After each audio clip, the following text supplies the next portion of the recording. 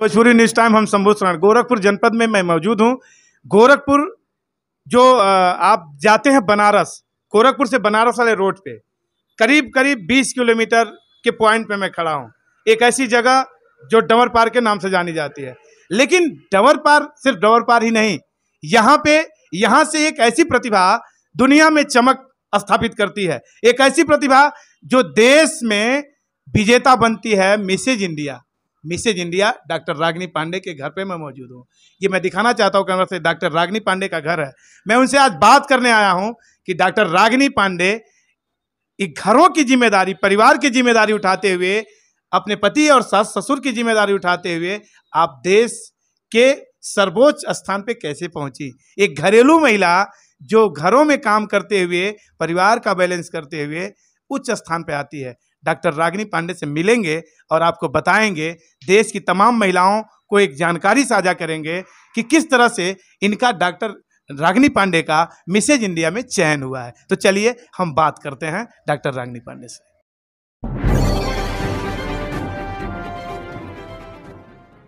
नमस्कार, आप देख रहे हैं भोजपुरी न्यूज टाइम, हम शंभू शरण गोरखपुर जनपद में इस वक्त मौजूद हैं।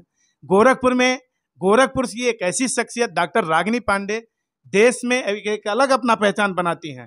मिसेज इंडिया 2022 की जो है ये आप सर्वश्रेष्ठ विजेता हैं और मेरे पास वो बैठी हैं। मैं दुनिया को, देश को दिखाना चाहता हूं कि एक घरेलू महिला जो घर में रहते हुए अपने बच्चों का लालन पालन करते हुए, पति और पूरे परिवार की जिम्मेदारी उठाते हुए देश के सर्वोच्च स्थान पे, जो देश की सबसे बड़ी गृहिणी कही गई मिसेज इंडिया, यानी घरेलू महिला होते होते पति के साथ किस तरह से तालमेल बनाते हुए, जिम्मेदारियों को उठाते हुए देश में एक स्थान पाती हैं डॉक्टर रागिनी पांडे। वो मिसेज इंडिया के पद पे चयनित होती हैं। तो स्वागत है भोजपुरी न्यूज टाइम पे डॉक्टर रागिनी पांडे आपका। सर प्रणाम, भोजपुरी न्यूज चैनल पे सबको प्रणाम मेरा। आप सबका आशीर्वाद मुझ पे बना रहे। जी मैम, आपको शुरुआत कैसे की हैं? आप थोड़ा सा हमारे दर्शक को बताएं। जैसे हमारे तमाम दर्शक देखना चाहते हैं, देश की तमाम बेटियां, देश की तमाम महिलाएं देखना चाहती हैं कि एक महिला इतनी जिम्मेदारियों के साथ इतने उच्च लेवल पे, इतने हाई लेवल पे कैसे पहुंच गई।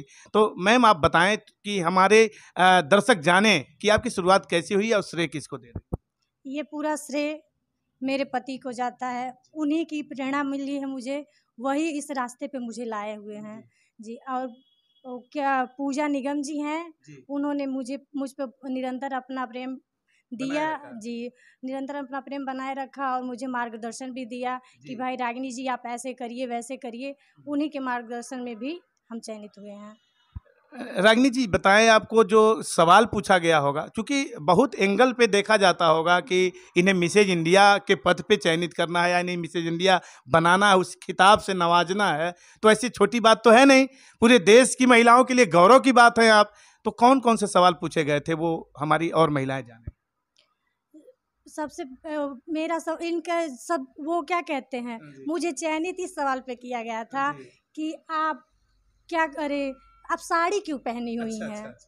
यहाँ तो साड़ी। आपका जवाब क्या होगा? मेरा जवाब ये था कि भाई मैं गांव की नारी हूँ, मेरे ससुर हैं, सास हैं, सब लोग मुझे देखेंगे तो मुझे ये क्या कहते हैं, वेस्टर्न ड्रेस में मुझे अच्छा नहीं लगेगा। तो इसलिए मैंने साड़ी का यूज किया है। तो भारतीय नारी होने के लिए, भाई भारतीय नारी हूँ तो साड़ी ही जचेगी मुझ पे। तो उन लोगों को मेरा उत्तर पसंद आया। वो लोग नहीं, ऐसा नहीं लगा कि मैं जवाब दे रही हूँ साड़ी तो कहीं हमारा मेरा सिलेक्शन ही ना हो। आपने इतने बड़े जवाब दे दिया और इतना रिस्क भी ले लिया कि आज चूंकि वेस्टर्न युग है, आपने वेस्टर्न कपड़े नहीं पहने, साड़ी पहन के गई, तो झिझक नहीं आया? नहीं नहीं, बिल्कुल नहीं। हम सबसे बेटर उसमें लग रहे थे अपने आप में, तो इसलिए मुझे कुछ नहीं। तो कहीं ऐसा लग रहा है कि आपको साड़ी ही और ये आपके उत्तर ही आपको विनर बना दिए, आपको विजेता पद पे घोषित कर दिए। उत्तर हमारे विजेता घोषित किए। क्योंकि साड़ी तो भारतीय परिधान की एक द्योतक है। साड़ी मेरे भारतीय महिलाओं का ये पहचान है, साड़ी पहनना, जिसे पूरे तन ढके रहते हैं। तो शायद कहीं ना कहीं इस पे भी आपका सिलेक्शन हुआ होगा। और मेरी महिलाओं को जो आपसे सीखना चाहती है, उन्हें क्या जवाब देना चाहती है, क्या बताना चाहती है? हम सबसे यही कहेंगे कि अपना आत्मविश्वास कभी खोना नहीं चाहिए। जो आपने क्या मत अपने मन में जो है उसे ठानिए कि हाँ हम ये काम करेंगे, तो वो जरूर होगा। आप गांव से बिलोंग करती हैं, घरों से जो धूल मिट्टी आसपास के, जो बहुत ऐसे नहीं कि ग्लैमरस की दुनिया में आप रहती हैं, इतने निचले लेवल से उठ करके इतने हाई लेवल पे पहुंचना, क्या मन में कभी था कि मैं इस लेवल पे पहुंच पाऊंगी, या इत्तेफाकन ऐसे काम करते करते और प्रयास करते करते हो गया? जी, प्रयास करते करते हुआ है। जी। कभी मन में नहीं था कि मुझे इस लेवल तक जाना है? नहीं, नहीं, हम भाई सबको बड़े घर की लड़कियों को देखें, औरतों जी। को देखें, हम तो सामान्य परिवार की बहू हैं, जी। असामान्य परिवार की ही बेटी हैं। जी। तो यहाँ वहाँ तक सोचना थोड़ा दूर था, मगर ये किस्मत कहिए, जी। मेरे पति का आपकी सहयोग और है, आपकी मेहनत। मेरी मेहनत भी है थोड़ी। जी, जी। जी। तो आप ये बताएं, अब तो बहुत हाई लेवल पे आपको पहुंचा दिया गया, और हाई लेवल पे पहुंच ही गई अपनी मेहनत और अपनी कार्यशैली के बदौलत। आपकी कार्यशैली, आपकी वाकपटुता, आपकी लगन, आपकी मेहनत, आपका उत्साह, आपकी जिम्मेदारी आपको इस लेवल पे ले गई।